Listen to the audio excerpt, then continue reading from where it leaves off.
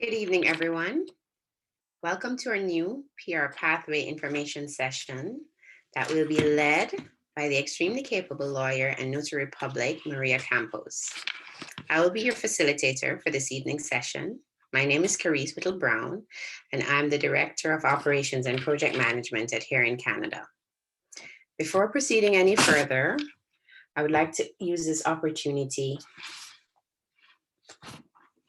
to express that I'm grateful and respectfully acknowledge that I live and learn on unceded traditional and ancestral lands of the Lekwungen, Songhees, and Esquimalt and Wasanic peoples, whose historical relationships with the land continue to this day. I want to extend a very warm welcome to those joining us on Facebook as well. This event is being live streamed and will be recorded and posted on our Facebook page for viewing at a later date. At this point, I'd like to tell you a little bit about our organization, REP Here in Canada, who many of you may know as Here Magazine. We're a non-for-profit organization dedicated to helping newcomer, immigrant, and IBPOC communities be equitably represented and enjoy full and meaningful social, civic, and economic participation through media arts, community programming, and planned events.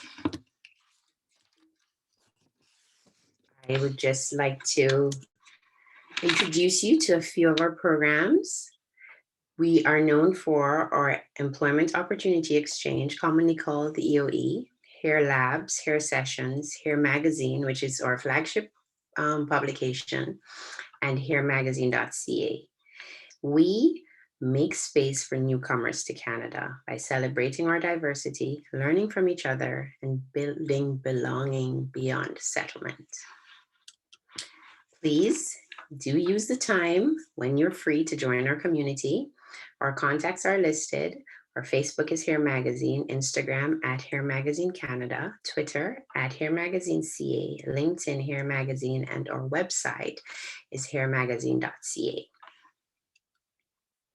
Now, we do have a few members of our Here in Canada team on this webinar with us this evening, and I would like to take a moment to acknowledge them for their hard work in bringing this event together. We have on with us our CEO and Managing Editor, Fiona Bramble. Maria Campos is our Communications Coordinator. Alberta Cortez, our Art Director, they're all on today, and we have our interns, Tracy, Carly, and Maria Fernanda. Now, before we go any further, I just want to say thank you, everyone. We appreciate all your efforts. Now, without any further delay, I would like to welcome our presenter for this evening. We're pleased to have Maria join us from the traditional and ancestral Musqueam, Squamish, and Tsleil-Waututh unceded territories. Maria Campos is a lawyer and notary public in Vancouver, BC. Maria first visited Canada in 2005 on an academic exchange program to the University of British Columbia. Then she returned to Mexico to finish her bachelor's degree in law, a master's degree in corporate law, and also completed other studies in Europe for 1 year before she immigrated to Canada as a temporary worker under the Working Holiday Program, and then permanently in 2008 under the Federal Skilled Worker Program. Once in Canada, Maria completed all the assessment and exams to become a Canadian lawyer. Maria has practiced immigration law since 2012 and has founded a law firm in Vancouver, Invicta Law Corporation. Here, she's also involved in different areas of law, such as family law, corporate litigation, and other civil matters. Maria, welcome. Thank you for joining us today. We're pleased to have you. Now, Maria, I will hand over to Maria shortly, and we do ask that you hold all your questions and post them in the Q&A box so that Maria can address them when her presentation is finished. Now, Carly, as I mentioned before, Carly will be managing the chat just in case there are any issues or anyone has any concerns, but please post the questions in the the Q&A so that we can have those addressed. The chat box is only for any event or any assistance that may be needed. Maria, please go ahead. And Good evening, everyone. Thank you very much. So I'll start sharing my presentation. See here.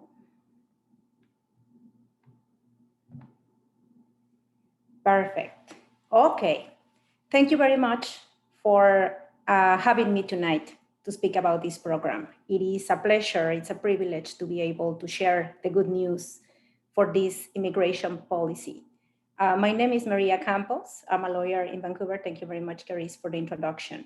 Today, we'll speak about the temporary public policy to facilitate permanent residence.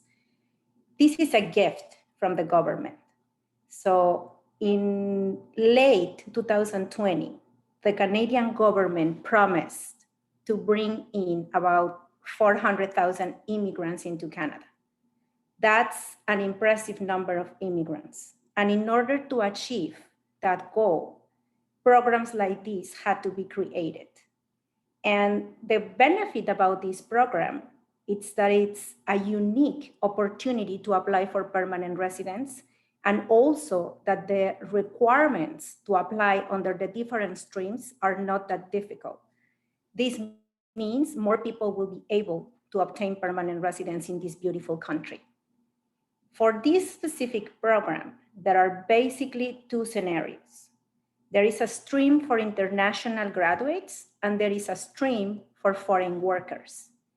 Each one has a stream as well for French speakers, which is the reason why the government wants to expand the Francophone population and the community within the country.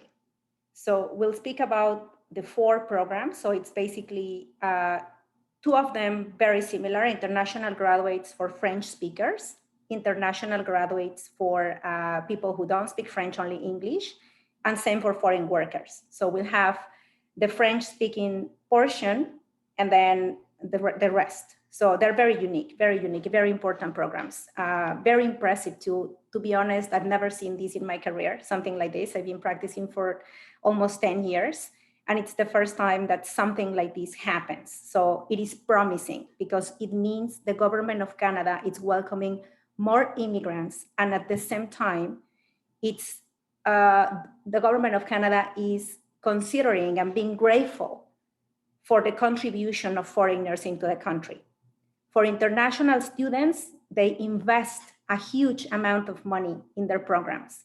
And it is sad to see that sometimes they are not able to become permanent residents because they are missing one or two requirements, even though they invested in their education in this country and they're settled. So this will give the opportunity to a lot of people to be able to become permanent residents now. I got a list of questions initially from Carice, where the questions are very interesting, I have to say. So this, my intention tonight will be to answer all of them and to prepare our participants to be able to be self-represented during these applications, so they have a successful outcome and become permanent residents of Canada. So the target, as I mentioned earlier, it's 400,000 admissions of new permanent residents in 2021. That is the highest number that the Canadian government has committed to invite to the country. And in order to achieve that, other things have been happening. For example, we all heard the big news back in February 13 for express entry, when the Canadian government decreased the CRS score for Canadian experience class. It started to happen last year when the government divided the programs for express entry. I give a little bit of background because this program has an impact because of that as well. So express entry, it's a system, it's a processing system. It's not a program. It covers 3 different programs. One of those programs is Canadian Experience Class, and the government of Canada has been friendly, trying to bring immigrants into that program as well. It is not a coincidence that now they're giving the opportunity to people with similar requirements to apply under the policy. Temporary residents of Canada are currently here to contribute to the economy. So the economic objectives of Canada are very clear, and the government of Canada is paying back the contribution of those workers who are here or who have been here for a long time and haven't been able to become permanent residents. It is also the opportunity to create a temporary pathway to permanent residence. So if people qualify, my advice is to take the opportunity because this may not happen again. For the public policy considerations for this specific program, foreign nationals with an eligible Canadian credential and who are currently employed in Canada are able to apply for the program. Not all programs are eligible, and this is creating a lot of conflict and many questions among immigrants because there are so many schools in Canada, but some of them are not going to be eligible for this program. Specifically, and the formula reduces to the schools and the programs that are eligible for a post-graduation work permit. That's basically the formula. So the regulations call for certain legal terminology that sometimes it is difficult to understand. However, it reduces to schools and programs that are eligible for post-graduation work permits. Also, for people who have been working in Canada for at least 1 year in what the government of Canada now calls essential occupations, they will be able to benefit as well under one of these policies. That is great. It is also unprecedented that the program is covering positions that otherwise will not be eligible. For example, cashiers, clerks. We'll talk about that, and I give you examples of the most common positions in the list, but that's unprecedented because unless there is a pilot project open for a specific position, most of those ones will not be able to apply for permanent residence under a different program. So it is a great opportunity.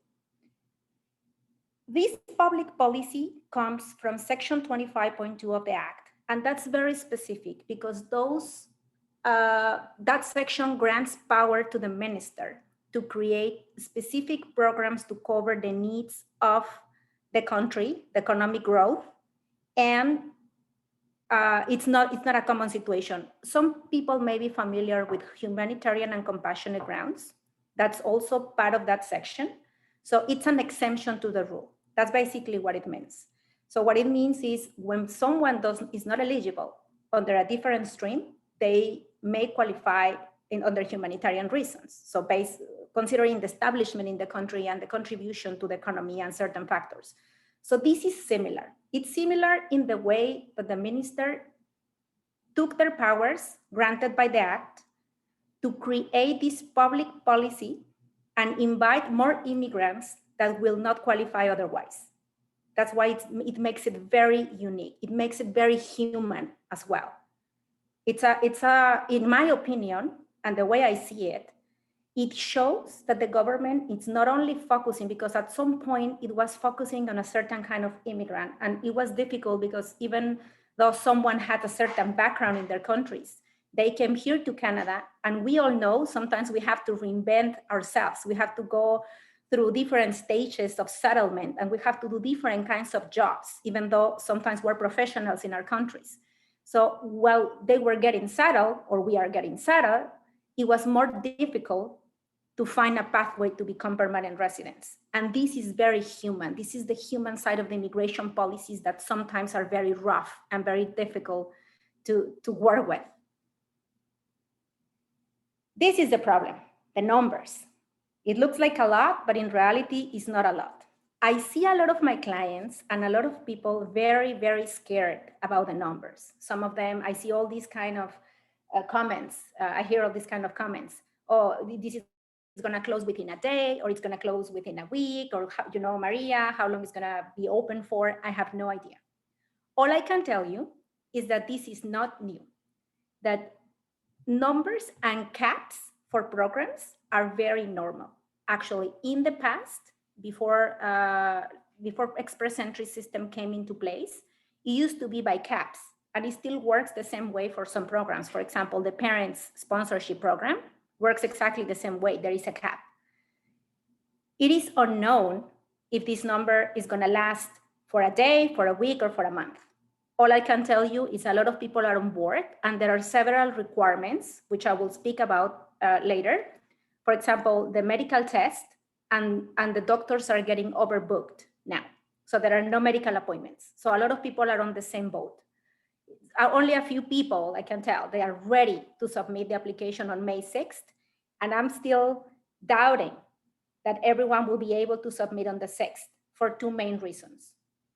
The first one, it's all the main requirements are going to be released on the 6th. We know what the statutory requirements are, and we have an idea, probably 95% idea of what they will ask for, but there may be a very last minute requirement. We don't know. That may or may not happen. That's one reason. The other reason is technical difficulties.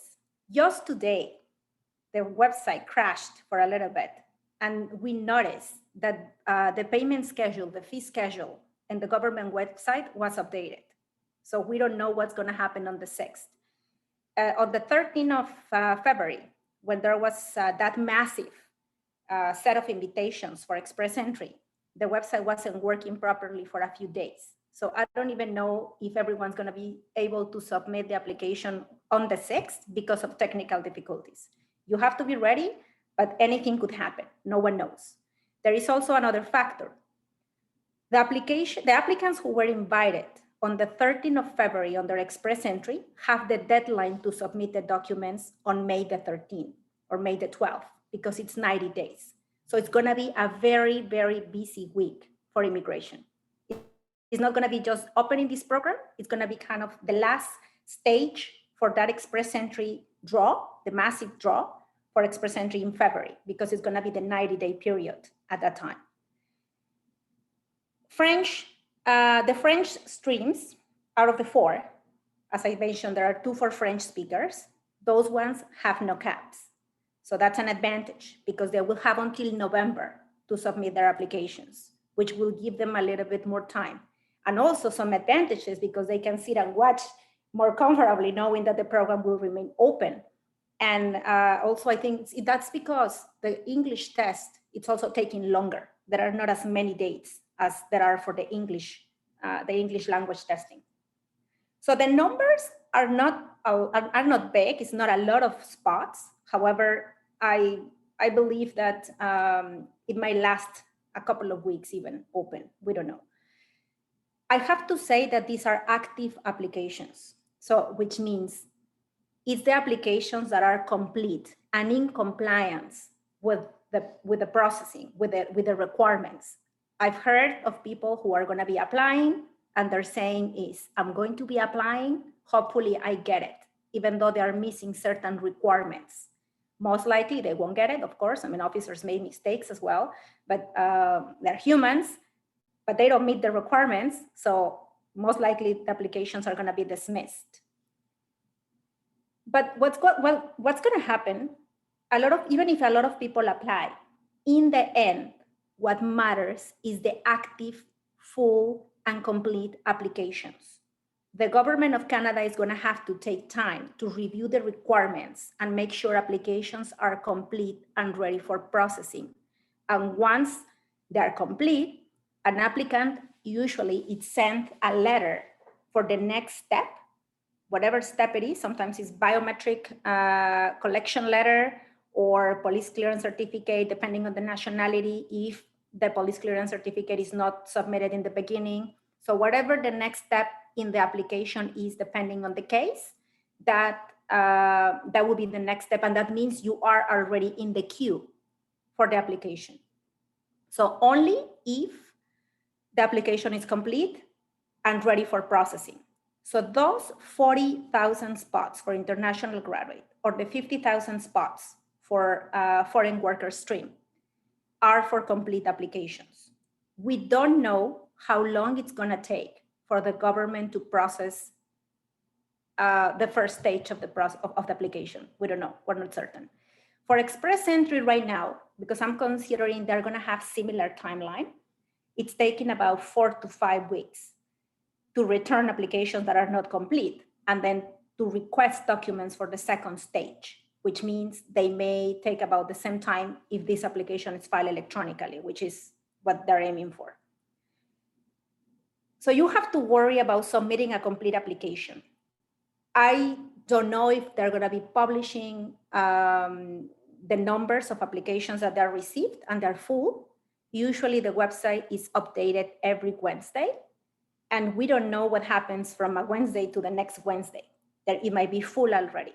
And actually in 2013 or 2012, something like that, when there was a cap for federal skilled worker at the time, the government of Canada used to publish every week the number of applications received and applications that were already in the queue. But there was one specific case, and this is very interesting because an applicant checked the website on Wednesday,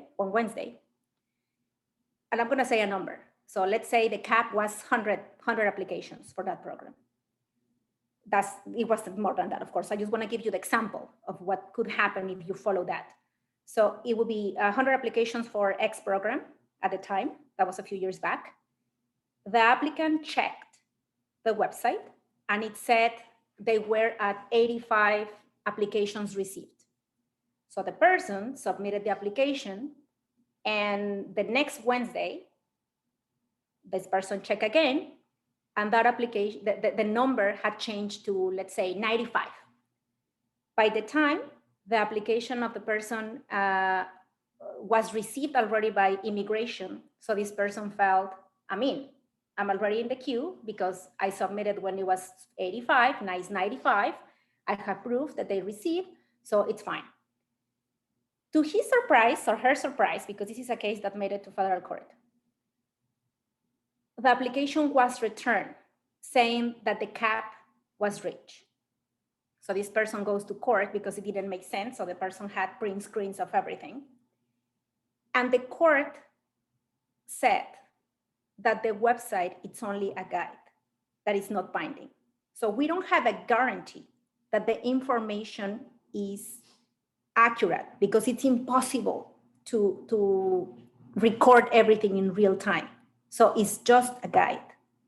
It may be or it may not be the number that they show on their system. Even if that happens, you still submit a full application, complete application, all the paperwork with all the tips that I'm going to give you today, and just wait for your acknowledgement, your formal acknowledgement of receipt. Because when you submit online, you get an acknowledgement of receipt. However, that doesn't mean that the application is complete.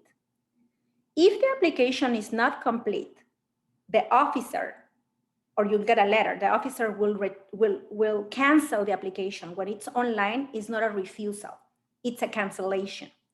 And the cancellation means the spot is open for someone else. So until the 40,000 applications or the 50 applications are reached. That's the way it works. If the application is canceled as incomplete, then the chances or the likelihood of getting the application sent back and making it of time are going to be way lower. So an application has to be complete since the very beginning. Okay, for international graduates, there are thousands of students who graduate from Canada every year. There are about 8 or 9 requirements. Oops, I'll list them here and I'll explain one by one. The program must have been completed after January 2017 from a designated learning institution.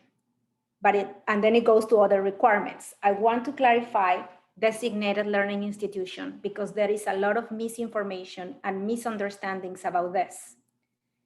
Most schools are designated learning institutions. I define designated learning institutions as the license to open the door and to have a school operating by law with under all the regulations. So most or all, if not all, schools are DLI, designated learning institutions, but not all of them are eligible.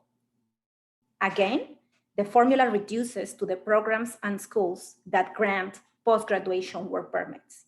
When you read the definition by law, it comes to that. Most public schools are eligible. It will depend on the program, but most schools, that will be depending on the length of the program. But usually a public school, it's eligible, and some private schools are eligible. So you have to be careful that if you studied in Canada, first, that the school is DLI. So most likely the school is DLI. If you got a study permit, chances are that the school is a designated learning institution. Second, did the program grant a post-graduation work permit? And there are other policies for post-graduation work permits now that, because the government of Canada is really showing their interest in keeping and retaining international graduates. It's pretty obvious. The reason is there are people who paid for their own education. They are paying to be in Canada and learning the culture, getting settled here, learning the way Canada works, contributing to the economy. So it doesn't cost a penny to the government. And they want to be in Canada and pay taxes and have a life here, bring their dependents or everything else. They're perfect candidates. That's why studying in Canada has become so popular. So A and B basically is a designated learning institution, which most of them are, and that the school has, or the school granted a post-graduation work permit. That's the formula. Also, if the credential leads to an occupation in a skilled trade, which is the list very similar to the federal skilled trade program. Again, the government wants to cover that sector as well because they need workers there. It is important to say that the person has to be authorized or have been authorized to study in Canada and always studying legally. There may be a time where the person lost the status, and it's very easy to lose the status as an international graduate. Some students don't know that their study permit may expire before the date that it's printed on the permit. I see that a lot. There are several rules. For example, the person cannot be inactive, so the student cannot be inactive for longer than 90 days without an authorization or an authorized leave. If there is no authorized leave, then the person may be contradicting or contravening the conditions of the study permit. So they have to make sure that the study permit was valid at all times, that they did not take unauthorized breaks, because without their knowledge, without them knowing, the permit might be already expired. I had a case yesterday that I was assessing, and unfortunately, when we were working out the dates, we became aware that the person was already without legal status in Canada, even though that person felt very certain that she was legally in the country because she had a permit, she had a piece of paper with an expiry date to next year. But that doesn't mean the status is kept. There are regulations, and I invite you to read your study permit and check the regulations that are there. There is one that is very particular and very common, and it says you must cease working if you no longer meet these criteria. And it points you out to certain sections of the Act and regulations. I usually ask students, have you read those sections? No, I don't, but someone told me this or someone told me that. Well, you have to go in the Act and check, or you have to inform yourself of what that means, because you may be breaching the conditions of your study permit without knowing. So it is important that the studies were obtained legally and you were authorized to study in the meantime. This is going to be something that the officers are going to be doing when assessing the applications. They have to make sure that the studies were in compliance with the conditions and the program and also the regulations at the time. Be employed in Canada with a valid permit or authorization. That's a very straightforward rule. For people who have a post-graduation work permit, well, they have a valid permit. I've been asked the question of if they have to be working full-time or part-time. We don't have guidance on that yet. So it seems that as long as you are employed, it's okay to move forward with the program. Authorization, and this is an interesting comment I will make about this, because I spoke to a person last week. This is the scenario. The lady finished a program, an eligible program. of 1 year at a public college. But because she wanted to have a longer post-graduation work permit, she registered for another program. So she did not get the post-graduation work permit immediately after graduation of the first one. So she's trying to get two to get a longer post-graduation work permit in the end. She's currently working. So if applying under this policy, she complies with all the requirements considering the graduation of the first program, but she's now working as a student, so with the authorization to work part-time while she's studying the second program. Based on the current statutory regulations and requirements, she would be eligible to apply. So if you have that scenario, it works the same way because it's an authorization to work. Language requirement, also unprecedented and very, very good, CLB5. For people who don't know what CLB means, that's a Canadian language benchmark. So it's the proficiency level. So in Canada, there are 12 levels from 1 to 12. As you can tell, 5, it's a very friendly level because it's less than medium. So it's like when I say basic intermediate, some people believe that when I say basic, they can barely communicate, but no, that's not what I mean. So in a language, because it's a language is very, very broad and very rich. When you talk about a basic, it's already enough. I'm talking about the grammar part. I'm talking about the structure of the language. And CLB4, CLB5, it's a basic intermediate level at the grammar level, at the whole structure of the language. And I'm talking about English and French because the proficiency, it's also considered CLB5 for French speakers. So that's a requirement that changes, which is the language requirement. That's either French or English. There is no advantage if you speak both for this. So some people say, well, I have CLB3 or CLB4 for French, and I have CLB5 for English. It's not relevant here. It may be relevant for a different program, but not for this one specific. Reside in Canada with valid temporary resident status or be eligible to restore the status. It is worth mentioning the government extended the policy to restore people's status, temporary resident status, to August 2021. So if you lost your status, do not waste time. Go and restore your stay because this policy is going to expire. It's also unprecedented, and it was a friendly way of the government to process those temporary applications and focus on the other ones. So to give time to people to fix the situation because of the pandemic, which is a situation that we are all on board, we're all facing, and the government is being thoughtful about it. So reside in Canada with a valid temporary resident status. What is temporary resident status? So that would be visitor, student, or worker. So either one of those will give you temporary resident status. Important to mention that some people may have a work permit, but that does not necessarily grant temporary status. For example, some refugee claimants may hold a work permit, but do not necessarily have temporary resident status. So they have the work permit, and the work permit is granted under different policies, but not to grant status. Intend to reside in a province or territory other than Quebec. When the applications are filled in, you have to say where you intend to reside. In my opinion, this is going to be one of the main points where applications are going to be canceled or refused. So pay extra attention to this. Because the intent to reside has to show also establishment.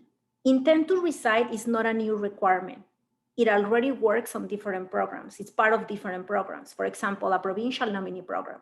When you apply for a provincial nominee program, you have to show intention to reside in that province. And the government requires information about your establishment. For example, you have a driver's license, or maybe you purchase a house, maybe your children are at school. So what can you show to prove that you have intention to reside in a province other than Quebec? Whatever provinces. Luckily, this program is federal, so you don't have to stick to a certain province or a certain territory, but they want to see that you have the intention to reside. Why do they do this? Okay.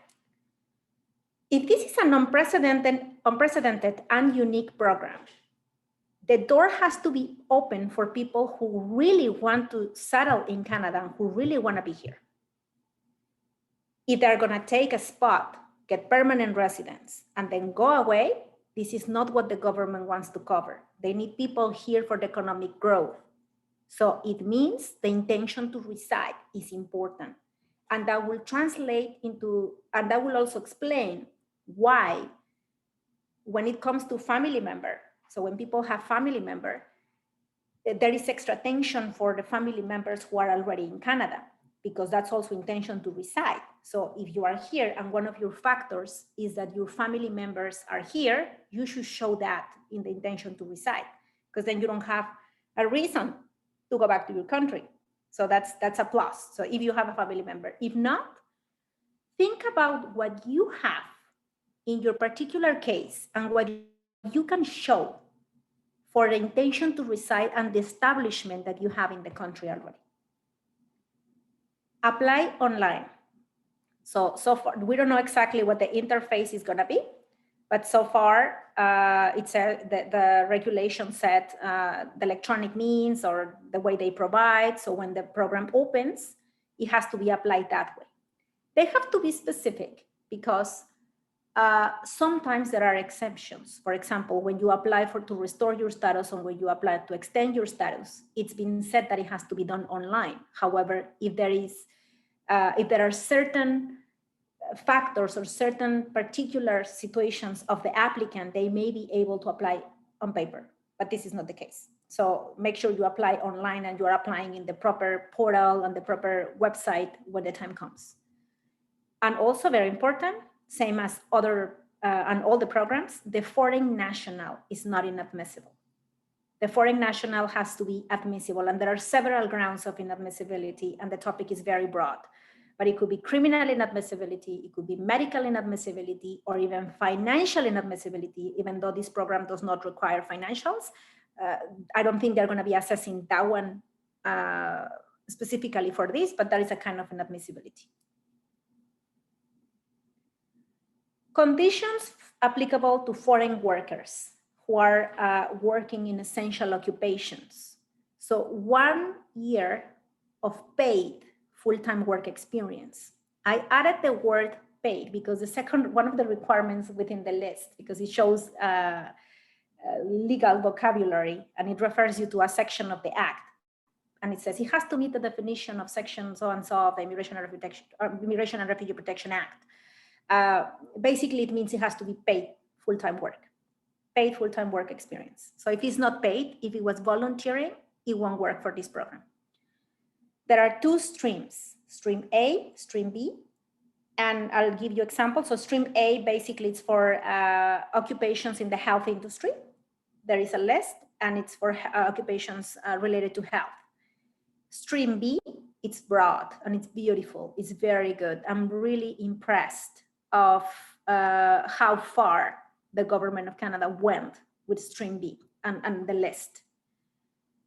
Experience from the experience acquired in Annex A. So if it was a health occupation and you are applying under stream A, which is 20,000 cap, it cannot be combined with Annex B. But if you are applying under the stream for Annex B, so 30,000 cap, it could be half and half, or it could be combined, either way. So again, this shows an advantage for people who are employed in the health industry. Of course, for obvious reasons, frontline workers and people who have been contributing firsthand to all of this pandemic, helping. Okay, employed in Canada in any occupation at the time of submission. Beautiful as well, beautiful. Honestly, it will be hard and it will be difficult for some applicants, especially those ones who lost their job through the pandemic or who are struggling to keep a full-time paid job, to be able to be employed at the same time that they are submitting the application in a certain occupation.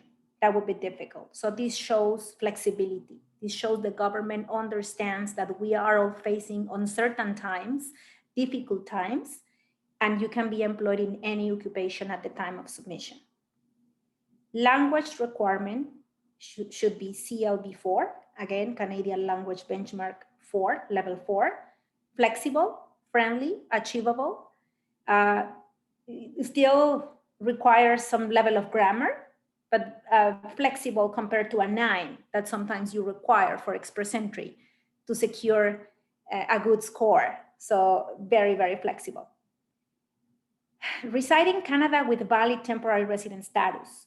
Important to keep legal status at all times. If you are a worker, so you are planning to apply under this section, under the stream of foreign workers, essential occupations, and you have lost your status, there are also specific policies to restore the status that even allow you to work in the meantime while you are waiting. The government has shown that they care for this, for workers in Canada. So 2 policies, the most important ones, be able to restore as a worker, and some people who are applying for a closed work permit or employer-specific work permit, they are able to start working while waiting, if meeting some requirements.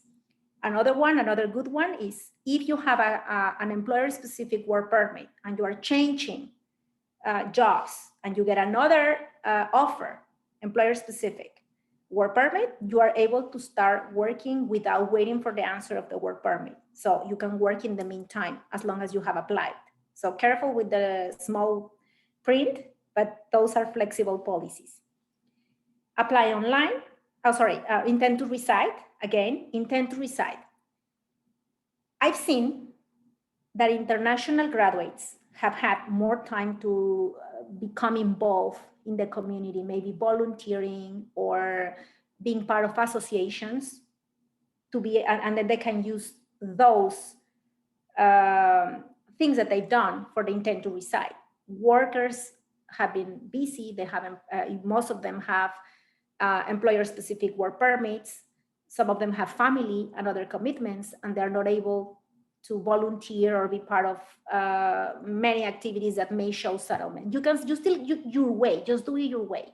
Whatever you have to show intent to reside in the province that you live at, do so. Every case is very different, but pay extra attention to this section because you have to comply with the requirement of intention to reside. And if it's weak, it might be a way or it might be a reason for the officer to refuse. So be careful with that. Apply online, and the foreign national must be admissible, so not being inadmissible, important. If there is any kind of inadmissibility, that must be overcome first. Examples of Annex A for eligible health-related occupations. There are lots. I'm just giving some examples here. Most of you probably saw already Annex A. Some of you already know you are eligible, and that might be the reason why you are here tonight. And I'll get straight to the point and the tips and answering the questions, very interesting questions. But these are examples. So just to give you an idea what Annex A covers.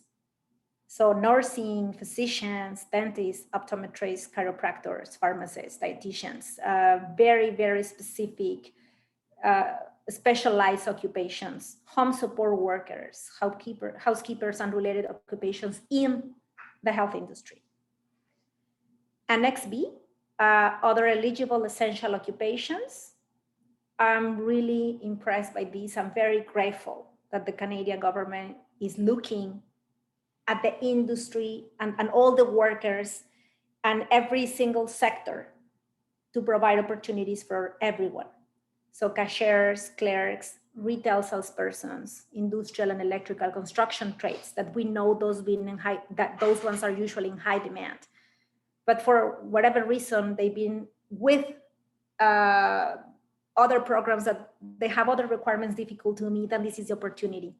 Farm workers, harvesting, landscaping, natural resources laborers, cleaners, home childcare providers, security guards, teacher assistants, many, many occupations that help us every day. You know, this is part of who we are. our economy. So very, very good action from the government. These are other conditions that must be met by both, applicable for foreign workers and international graduates. So it has to be by both. Intention to reside, again. So I suggest for the intention to reside that you do a declaration. So do a declaration, be specific about your points and your intention to reside. Use the words that you have the intention to reside and what you've done to accomplish that. Just applying for the programs itself, like themselves, it's already shows the intention to reside. Show establishment based on your individual and family factors, whatever those are. We all have something because we want to make Canada our home. So I'm pretty sure you already done something.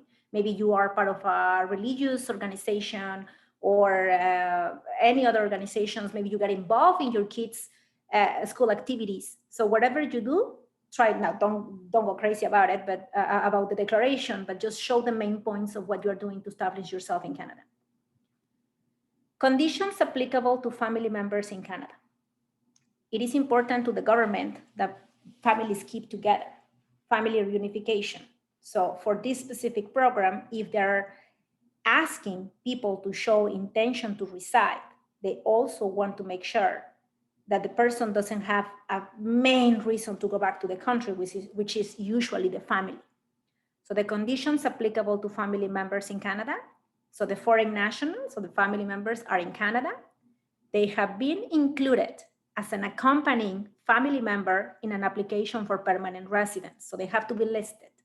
Now, who's a family member? Okay, family member is your spouse, your children, or the children of your spouse. So it's a very, very close family member. It's your main circle.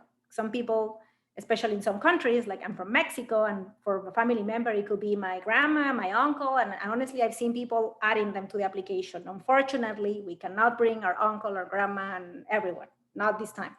So be careful with the definition of family member, that you are actually including people and your close circle that as adopted children too. So just check the regulations and make sure that people who you are including in your application are considered family members.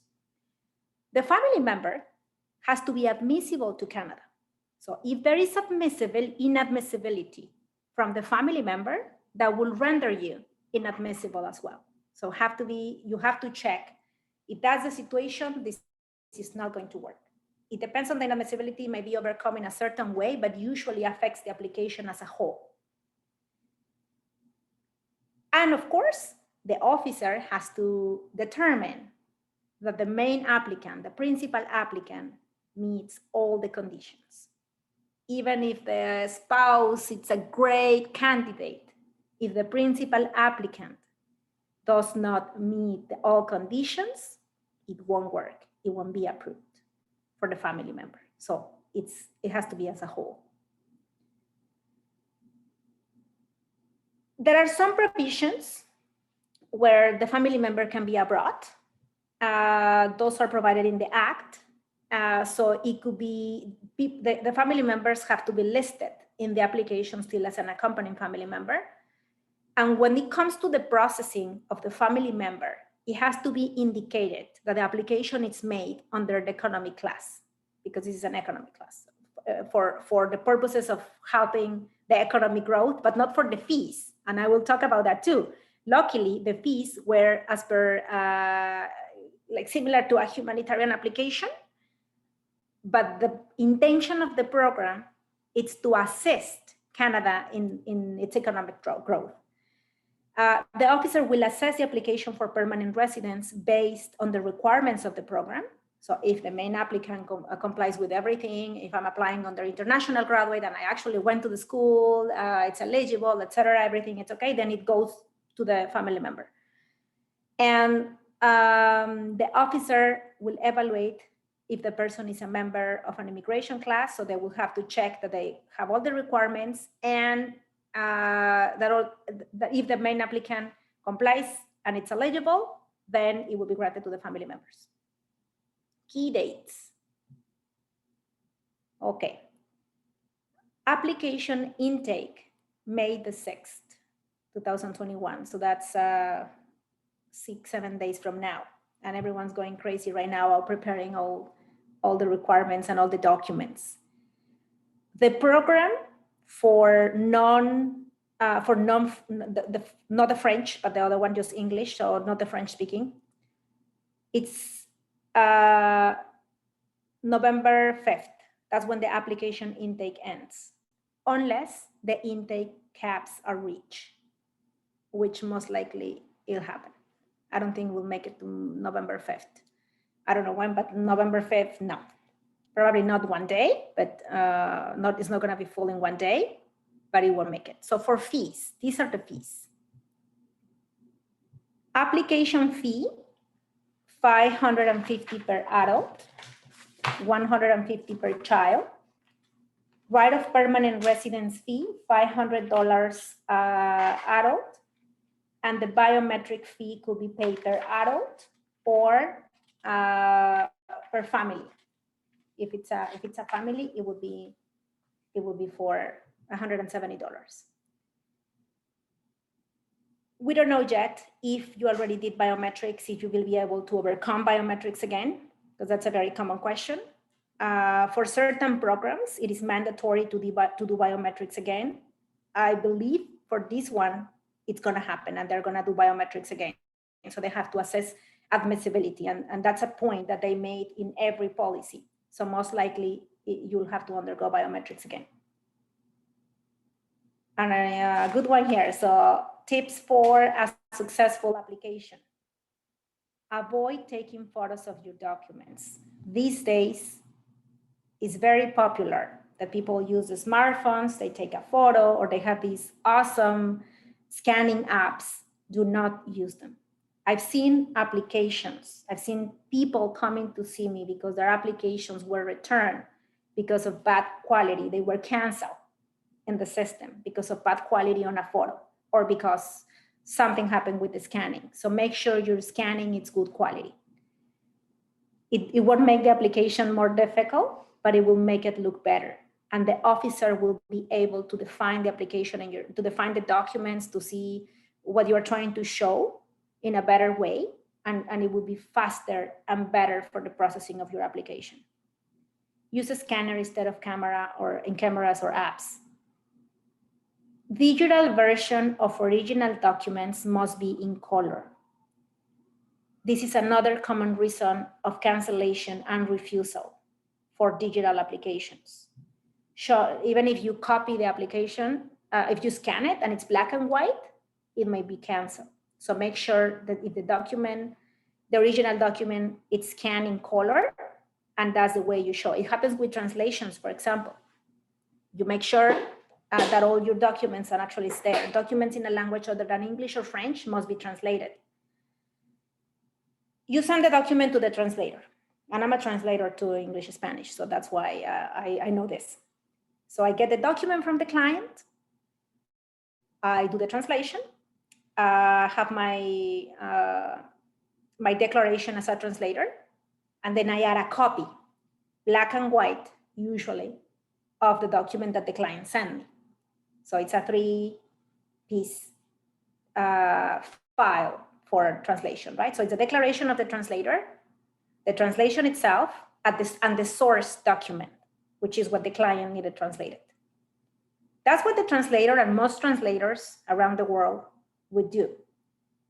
Make sure to add the color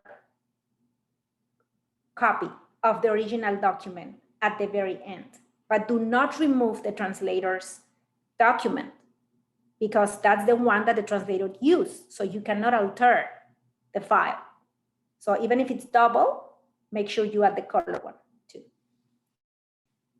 4 megabytes maximum per file. That's kind of obvious because the system won't allow you to submit files that are bigger than that. Use a cover letter if a file contains several documents. So for PDF documents, it is common that you have to add a PDF with several pages, but about different topics. You can use a cover letter brief to explain what the file contains. For example, here I'm including bank statements, birth certificate, or English test, for example, if you're including everything in one file. Again, translations. It's a common mistake. People forget to translate their documents. They have to be translated. Ensure you got proper police clearance certificates.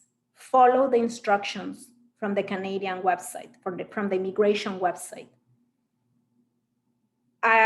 Depending on the country, documents might be called different ways, and there may be even more than one. Make sure you got them all, the ones listed on the website, and that you don't make mistakes by just assuming that you are getting the police clearance certificate from your country, but in reality, immigration wants something else because it will be refused. It will be canceled. Some countries also need driving records. The ones that I can think of right now, as quickly, will be Chile and New Zealand, Australia. Australia for sure, New Zealand I don't remember right now. But you need a driving record. So even if you get the police clearance certificate, make sure you are complying. So your best source for making it to the website in your country, that it's a proper authority, go to the Canadian website first. Do not assume you know what you need. And don't go straight for the process without consulting the Canadian website, because this is, I'll say probably 80% of the applications are refused because of this. And it could be fixed easily if people went to the website and did the process from scratch, not assuming anything. Be conservative in your approach.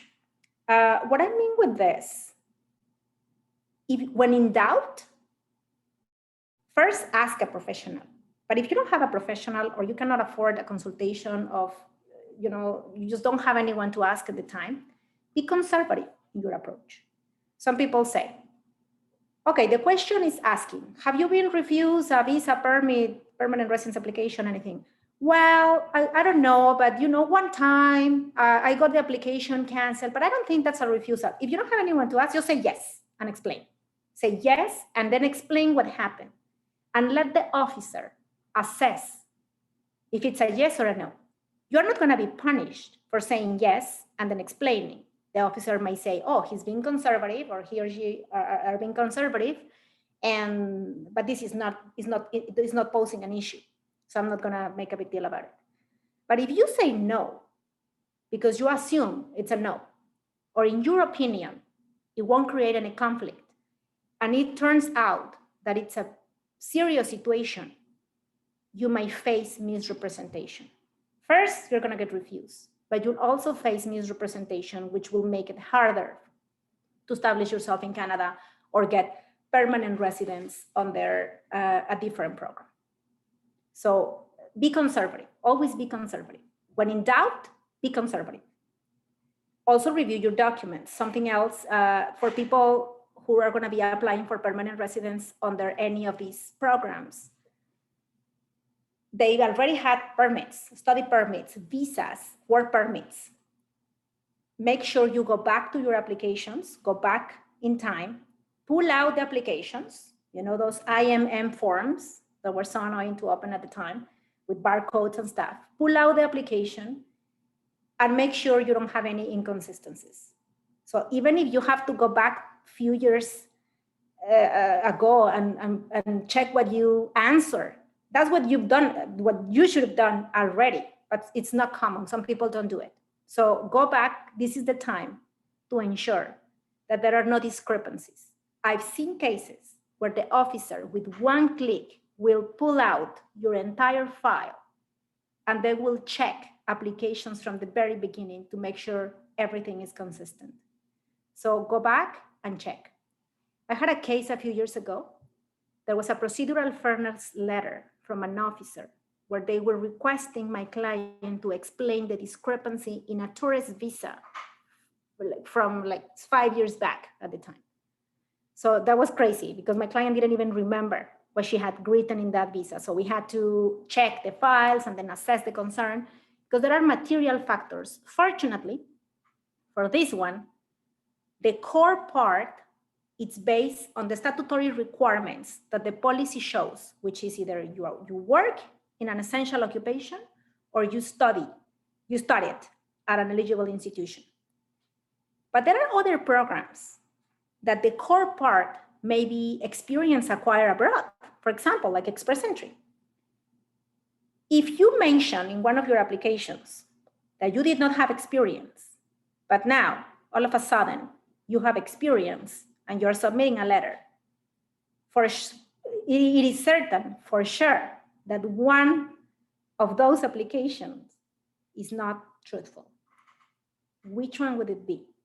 In the eyes of the officer, most likely it's going to be the most recent one that gives you a benefit. And that's when misrepresentation happens, because it becomes material to the application that you are filing. So you have to be careful, go back, take the time to answer your personal history in detail to make sure it matches. Okay, so I'm gonna get to the questions. This is my team. So these are the immigration lawyers at Invicta Law Corporation. And we have an immigration consultant as well. And I'll get to the questions. So how do we do this, Carice? Would you help me with this? Or I have the questions here. Should I read through, or you have a new list? How do we do it? Oh, we have so many questions. So if you like, you can go through the ones that you currently have, if you have answers to those, and then I can ask the ones that we have here. We really have quite a few questions. I'm not sure if we'll be able to get through all of them. Okay. Because your presentation really was just so interesting. Questions are coming in by the droves.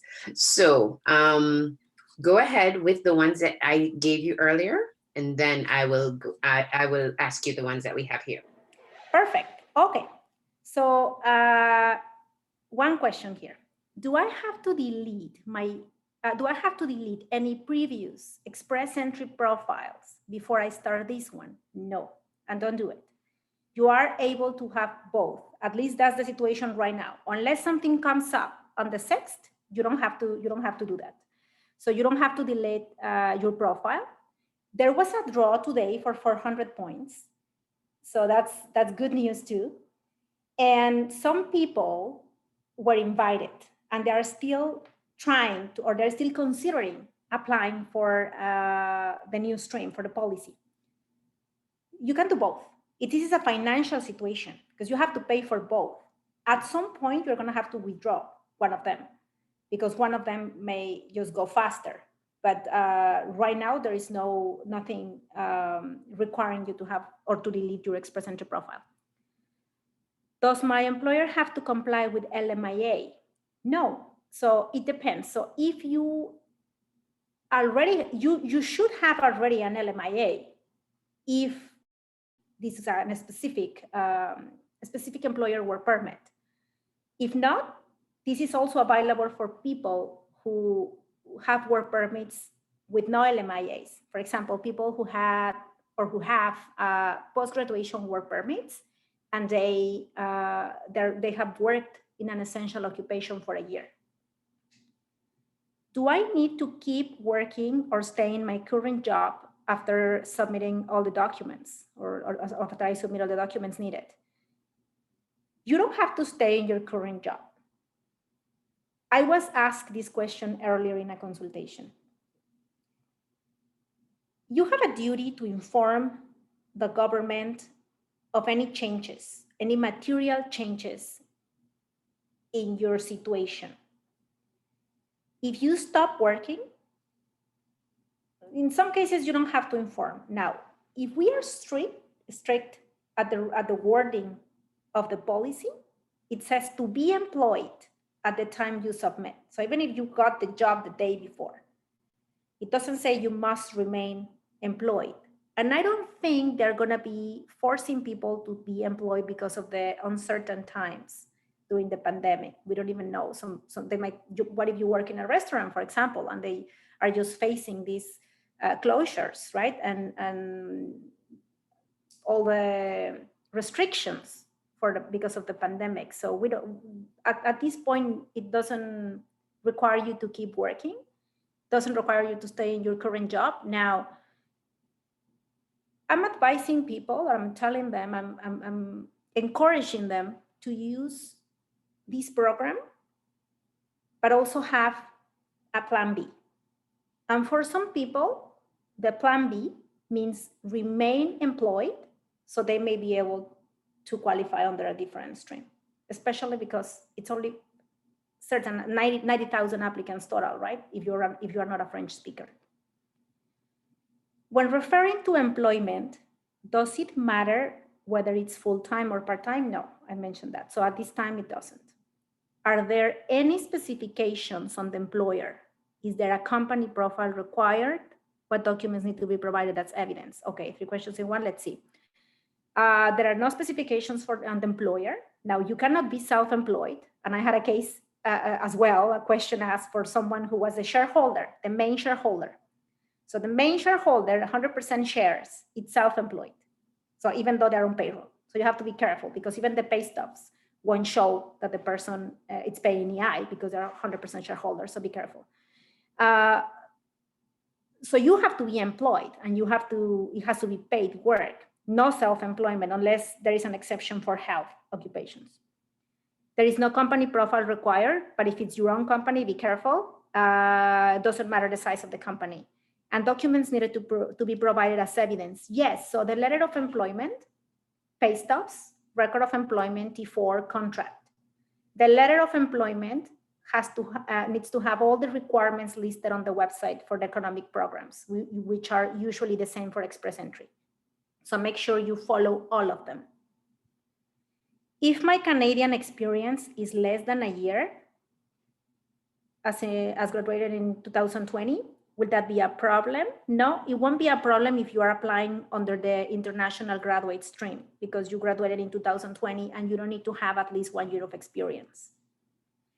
International graduate stream. I'll start working in May 3rd. Can I still apply? Yes. As I said, it's even the day before. The regulations and the statutory requirements call for being employed at the time of submission, at the time the application is received. Sorry, at the time the application is received, which is you usually get AOR, acknowledgement of receipt, straight away. But if it takes a few days, then you have to keep employed for those few days or weeks. I don't think it's going to take weeks, but it may. I'm eligible for this new pathway undergraduate student stream, and I'm also eligible for Canadian experience class this June. Can I apply for both? Yes, you can. Does it matter what type of course was taken? We have taken a 1-year long course or master's or PhD. Yeah, so those are the ones that I mentioned. It has to be longer than 8 months because it has to be eligible for a post-graduation work permit. If the program was shorter than 8 months, then you won't be eligible for a post-graduation work permit. Does it matter what type of course was taken? So I already read that one. International graduate stream, can I be eligible if I work part-time? Yeah, that's the scenario I mentioned from my client. So even if working part-time, that's scenario. Is there any order in which the profiles would be adjudged? Right now, it seems complete applications, first come, first served, but complete applications, complete active applications. So even if 50,000 people apply under the international graduate stream on May 6th, I assure you that a lot of them are not eligible. So it doesn't mean the spots are going to be gone. It won't. So it has to be active, full applications. Complete applications. Is there any, does a police clearance certificate and medical need to be submitted while I make my profile under this new stream or international graduates? Yes, it has to be. You are going to need the police clearance certificate and the medical. And as I mentioned during the presentation, medical test, doctors are getting overbooked. So I have a client who got their date for May 20th. They may open new dates, I don't know, but right now, yes. So you have to get both. The police clearance certificate, same thing. Some nationalities, some countries, you cannot get it in advance. You may need a letter from the government. So in those specific scenarios, you may be able to wait. But at this time, there is no exemption for that. Okay, so those are the questions from this list. Okay, so I will start with some of the ones that we have here. The first question is, can you talk a bit about eligibility of family members? For example, if I put my family member who is currently out of status but eligible to restore status under my PR application, will it be denied or canceled? Okay, so if they're eligible to restore, they should restore first. So restore as soon as possible, because restoration could be even as a visitor. So restore and get the submission confirmation as proof that they're already restoring the status. I won't advise you to go just without the status altogether, because that might come down to inadmissibility. And remember that one of the factors is being inadmissible to Canada. Okay. Okay, when do you think the government will release the actual guidelines for this pathway? Well, the main requirements, everything will probably sit on the 6th. I haven't heard of any date. So the 6th is going to be when we see the interface and how it works. We know the requirements, which are just the ones we went through, and the statutory requirements, which are the basic for all applications: birth certificate, translated documents, passport, a photograph, the letter of employment, what the letter must have, which is already listed for other programs. But the final version, I believe we're going to be able to see it on the 6th, unless they give us a surprise and they release it the day after, a few days earlier. But it should have been out by now if there was something different. Similar to Express Entry, there is no real checklist that you can see beforehand. You see the checklist when you enter the information into the system. So I think it's going to be similar. Probably on that day, we'll find out. Okay. Is this a lottery system or first come, first serve, or is there a different parameter? I think you answered that. Yeah, it's supposed to be first come, first serve for complete applications. For the international graduate stream, it does say you need to be currently employed. Is there any minimum wage requirement? No, but it has to be, usually what the government looks for is that it makes sense with the labor market. There is no median wage, which is what they're probably asking. For certain programs, they have to go with a median. So wages in Canada are established by low, medium, and high. For most programs, the government works with a median, but not for this one. So it has to just make sense. It has to be above the legal, right? Or within the legal limits. Okay. I'm working as an admin assistant in a healthcare facility for more than a year, and I can't find this position listed as a position. Could you tell me if there's a similar job that I'm not aware of that would fit my application to apply under the health worker stream or the foreign worker stream? I don't know all the NOCs, all the NOCs by memory. I will have to check. I will have to ask you the duties and see if based on the duties that you have, we can fit the position within one of the NOCs listed. Now, I'll give you a tip.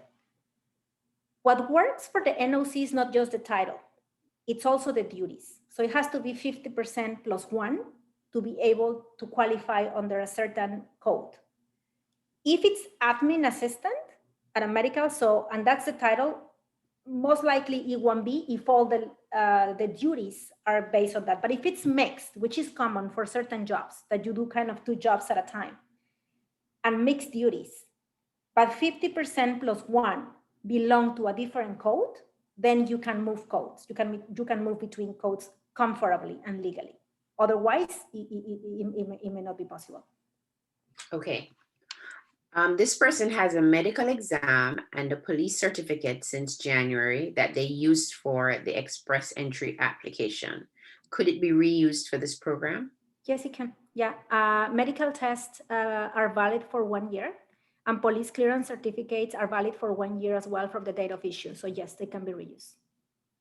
Okay. For international students, do you have to be employed in one of the skills positions from the NOC? No. It could be any position. Okay. In the intent to reside declaration, can it be mentioned having first cousin aunt residing in Delta, BC, and do I need documents for them? You don't have to go as far as providing documents. Now, if you can, or maybe a letter of support from your cousin. Now, you mentioned, I have my cousin in Delta. I don't know where you are. But if it doesn't really provide support, just be careful with the wording. You probably won't need to go as far as requiring documents, maybe an ID within the letter and just a letter of support from your cousin. But it would depend. For example, I assume most people connected today are in BC, but what if someone is in Ontario? You have a cousin in Ontario, right? So you don't want to, it won't show establishment. It won't show that it's so close that they're able to help you here or in your intention to reside. But you don't need taxes, for example, like for other documents that it's family member proof of status, you won't need to show taxes or that what their condition is here. You don't have to go as far. Okay, another question here is, what documents do I need to show in order to prove that I finished my program? Will the transcript be accepted because the last term of my program is scheduled to end on May 10th, and I expect to have my completion letter before the end of May? Can I still submit my Okay. For completing the program, you usually get a letter of completion.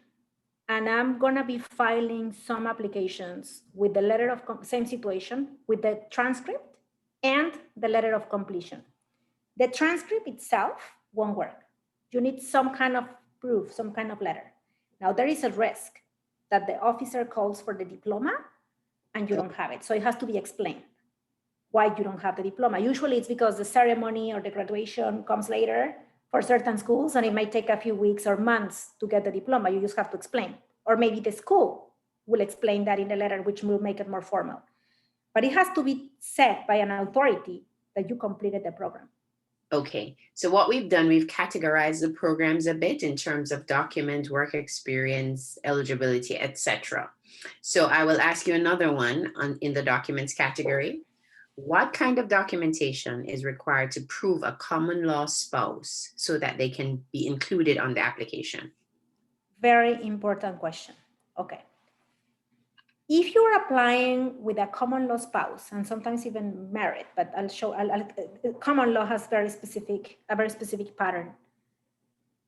Common law, by definition, it's considered after 12 months of cohabitation. 12 months of consecutive cohabitation. So meaning every month you work together. Proof of address, it's the main source, that's your main source of information. So that's the main proof. So that's, for example, one bill for each one. Doesn't have to be joint, but it could be one bill for each person for every month or every other month. For example, January, I submit a bill, and then February, my partner, March, I do, like one-on-one. Some people get confused with proving the relationship or the cohabitation. Two completely different things. You can have a relationship with someone, but not live with that person. So photos of the relationship, photos won't suffice. That's not proof of cohabitation. That's proof of the relationship. So make sure you have a combination of both. So you're proving that this is because then it could be your roommate, right? So if you don't prove that you do some things together, that this is a couple, then it might be your roommate. You have to show a little bit of both. Okay, we're a couple, but we also cohabitate. We live together. Bills, cell phone bills, lease agreement, letter from the landlord, a couple of letters from witnesses, BC Hydro bills, internet bills, correspondence received to the same address, tax returns showing common law, and most important, so the statutory declaration of common law signed before a notary public or a lawyer, and that the dates match what you've told immigration in the past. Because if you file for something earlier, let's say last month I filed for a work permit, but I did not declare my common law status, and now I'm declaring my common law status and the dates don't match, again, misrepresentation, so be careful with that. Okay. Do dependents also need to get their medical done and police certificates, or only the principal applicant? They have to get it too. That's actually part of being admissible to Canada and show admissibility. So medical and criminal, they have to get it too. For all dependents? They have to be older than 18 years old for police clearance. For medical, everyone gets it. Okay. Okay, I'm just going through these questions.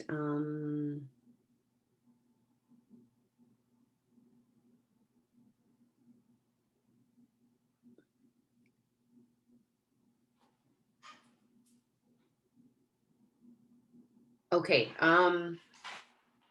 if there is a spouse and they are also eligible, um, in the case of one being a student and one being a worker, should both apply, or which one would probably be get a higher eligibility?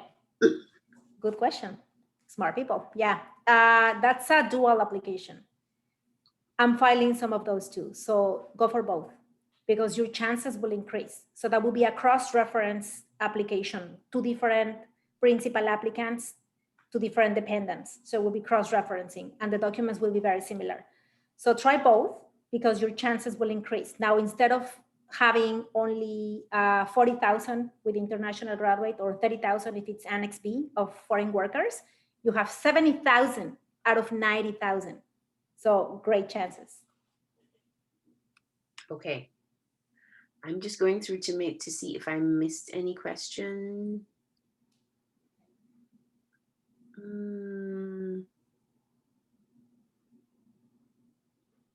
Can you talk about the inadmissibility? For example, if if a family member is outside of Canada, but they have status in Canada, is that inadmissible? No, it's not inadmissible. So they have status in Canada, they're probably traveling. Let's say if they have a work permit, which is usually the case, but they're back home, that does not render inadmissible. Okay. So, okay, wonderful. Okay.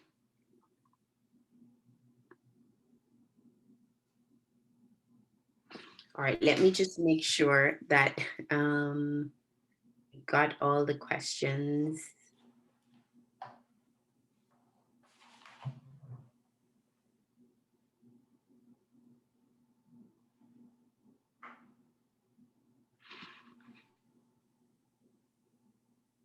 Okay, let me.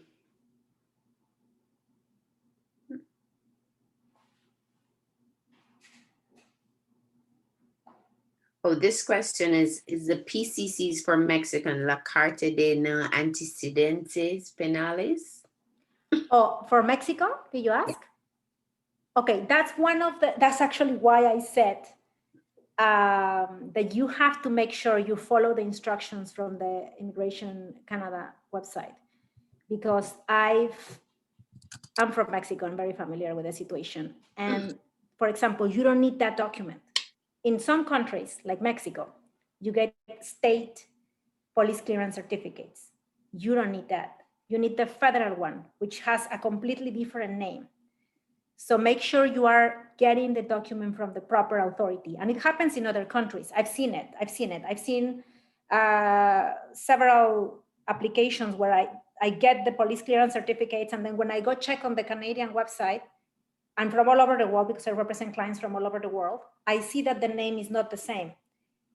At this time, Immigration Canada, the website tells you the name of the document that you have to get from your country and the issuing authority. So we make sure that matches. So you have to make sure of that too. Okay.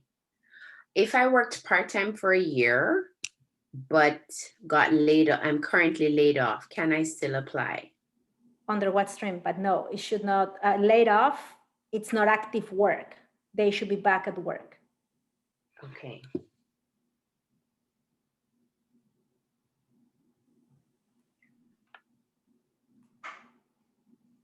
I have applied for my PCC, but my home country is currently in lockdown and my PCC cannot be processed now. What is your recommendation? Submit a letter of explanation. If you can find proof, compelling proof, maybe a newspaper article or something, like any kind of proof that backs up your statement, try. It is not guaranteed that the officer will take that into consideration, but it's worth trying. This is out of your hands. Okay. Also, for those who can't get medical exams on or before May 6th, do you recommend that they don't apply? As I mentioned in the beginning, it's not going to close the next day. So I will still encourage you to book your medical test and monitor the behavior of the program. Okay. I know we said we would close at 8 o'clock. Um, I can answer a few more questions. I don't mind. Wonderful. Am I allowed to apply if I haven't taken my English exam and the date I have is the 8th of June? No, you need the English test in hand. So for people who have the exam date in June or July, because there are some who have it in July, Right. you have the advantage of sit and watch. You will monitor, you're monitoring the program, so you'll be able to see it. You still write a test. You're going to need it for a different program anyway. You cannot, but do not apply if you don't have the test, because your application will be refused and it's going to be a waste of time and money. Okay. Here's an interesting one. Is there a requirement for an express entry profile, because it appears that this will be a brand new portal? No, there is no requirement for express entry. Two completely different things. Okay, wonderful. Or do they mean an account? Because that's different. Express entry profile, no, but they will need the GCKey account. They will need the GCT account. Okay. Yes, so they need a GCKey account, which you can create. And also my advice for that is do not use the third party for logging in, because if you get someone to review your application, a representative or someone else, then you don't have to give access with your bank account or personal information. You can just use the username and password and change it later. Okay, so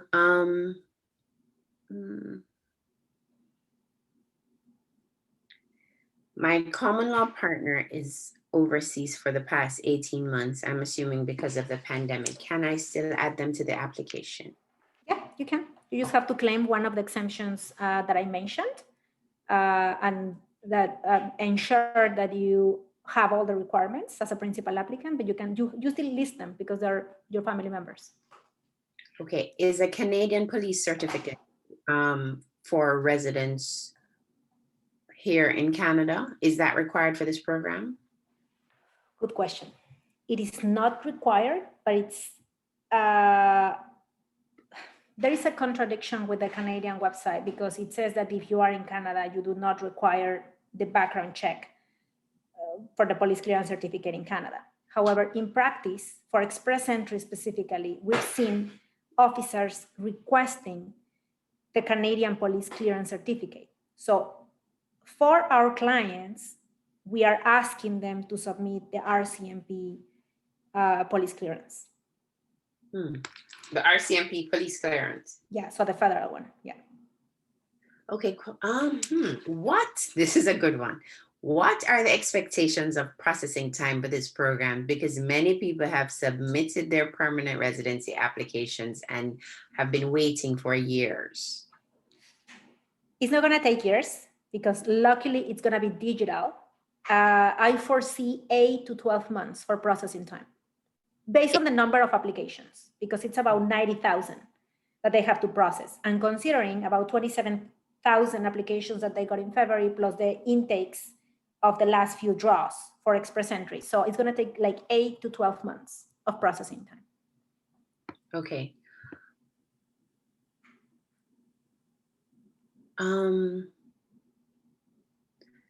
I have been in Canada for 2.5 years. The PPC, the police certificate that needed to come when I was coming to Canada, it can't be reused. You should not risk it. Get a new one. Get a recent one. If you get into claiming exemptions, the officer may just turn down the application. Wow. Okay. I will not risk it. I will not advise my clients to risk it. So I will say, get a new one that is within the time frame. I think the concern is that everyone wants to submit before that May date, and so many people can't get it. Yeah. So for some countries, it can be done online. So see how difficult it is. But the more risk, then it will mean the application return or cancel. And if that happens, there is no other chance. Okay. Do you foresee, based on your experience, any more programs for migration coming since there is a 400,000 cap to be filled? I don't know if they're going to be like this. Hard to say. But based on the behavior of the government for the last two draws for express entry, I'll say that it is expected, if anything, based on how many immigrants make it, because there is one thing that people are not considering. For example, the government invites 6,000 people, that was the draw today, or 27,000 people in February, or 40,000 people for this program. Now this one has a cap, and they are gonna keep assessing applications until they make it to 40,000. Even if the first 20,000 are refused or canceled because they are missing something, they will keep going. And we know for sure they will make it to 40,000. Okay. For other intakes, for example, the one today or the 27,000 in February, a lot of people don't make it. Really? And the risk, yeah, many people don't make it because applications are refused for the smallest detail that you can imagine, like the list that I mentioned, like photos instead of scanning documents, like missing one translation, so they're canceled. So it is hard for the government to achieve the numbers because of the way the applications are prepared. So just take care of the details, just read the small print. Everything is on the website and you can be self-represented, just be careful. And the standards of practice, that's something that we saw today so that you can enhance your application and make it better. Okay, let me run through two more. Is it counted as a job offer if I'm working as a full-time self-employed person? I think you No. answered. Yeah, not, Okay. well, unless it was within the exemption, which is medical, like in a medical, as a doctor, working as a doctor. I saw on a medical doctor website that if our application deadline is before our scheduled appointment with the office, you're permitted to submit a letter with your application indicating that you have an immigration medical appointment booked. You can submit the appointment letter and a letter. It is not guaranteed that it's going to be accepted.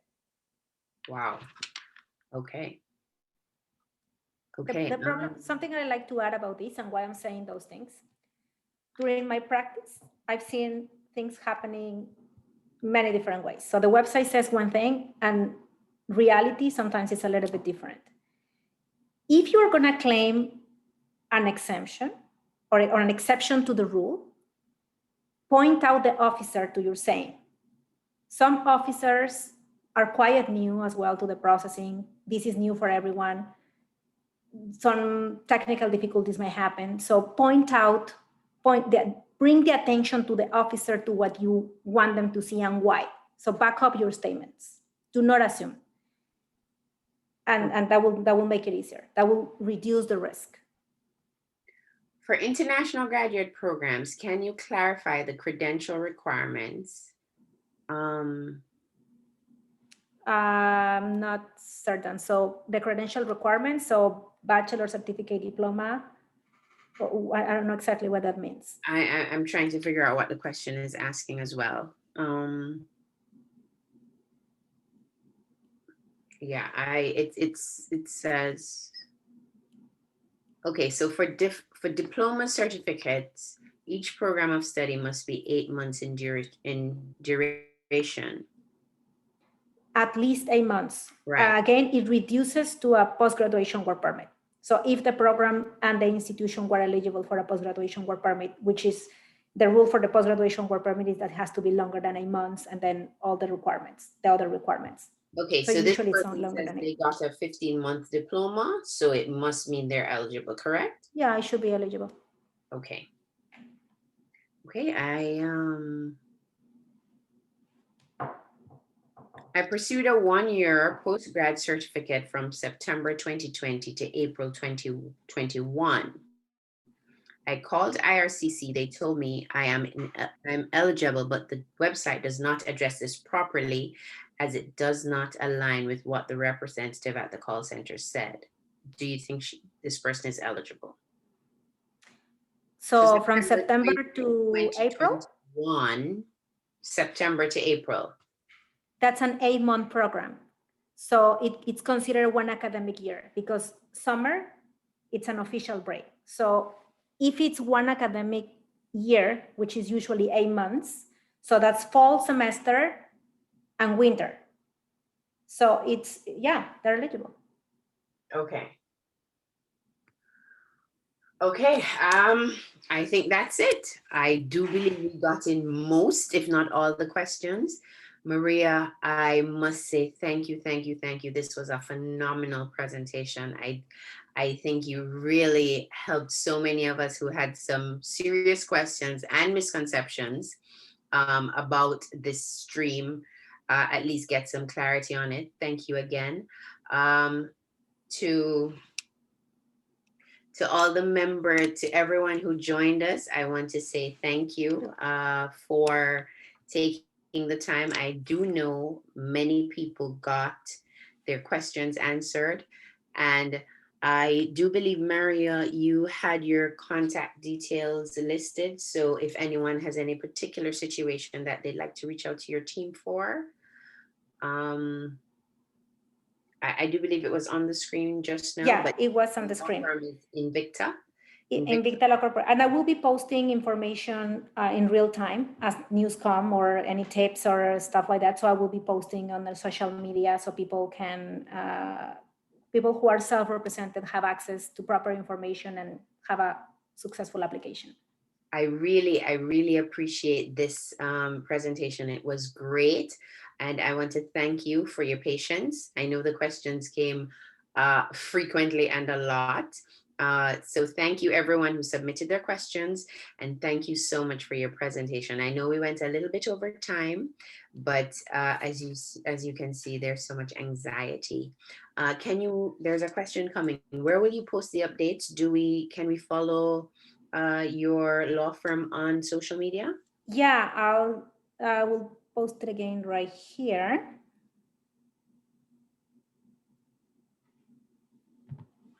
That one. It's Invicta Law Corporation.